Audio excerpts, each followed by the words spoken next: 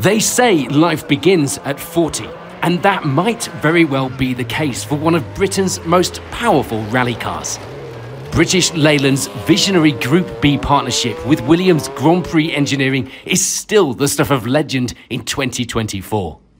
In a red and white test livery designed to emulate the success of the big Healeys and Mini Cooper S's, the MG Metro 6R4 prototype embarked on an extensive test program throughout 1983. While Audi and Lancia were battling on the stages, the 6R4 was being put through its paces in secret, with Tony Pond behind the wheel at airfields and proving grounds, and even at Cadwell Park. The Metro 6R4 first broke cover in 1984 when it was launched to an eager motoring press. John Davenport's British Leyland team promising big things when the car arrived at the start of the York National Rally. It almost delivered as well, leading by 3 minutes before retiring with an alternator fire. Before it had even turned a wheel in international competition, the 6R4 had become a star on and off the stages.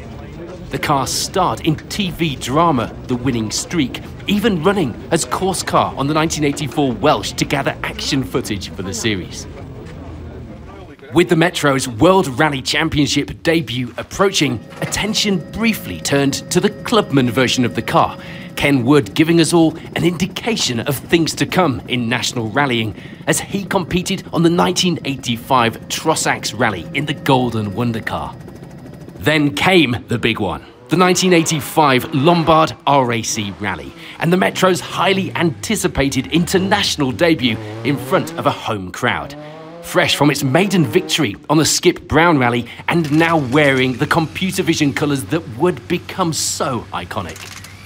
British Leyland's star driver Tony Pond was a fan favourite, and with the hopes of a nation resting firmly on their shoulders, he and co-driver Rob Arthur would bring the Metro home in third place, behind the two Lancia Delta S4s also making their debut.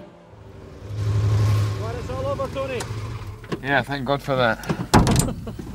It's been a great relief to you. Yeah, it has. It's been really a long, harrowing event. The 1985 RAC Rally would be the best ever finish for a 6R4 on a World Championship event. And arguably, with the abrupt end to Group B the following year, it never really had its chance to shine. But crucially, it had its moment in the spotlight, and John Davenport could hardly have imagined how big his vision would go on to be. How many rallies and championships the Metro 6R4 would go on to win at national level. How many hearts and minds the car would go on to capture. And how, 40 years later, a Metro 6R4 still attracts the biggest crowd in the service area. Happy birthday to a British rallying icon.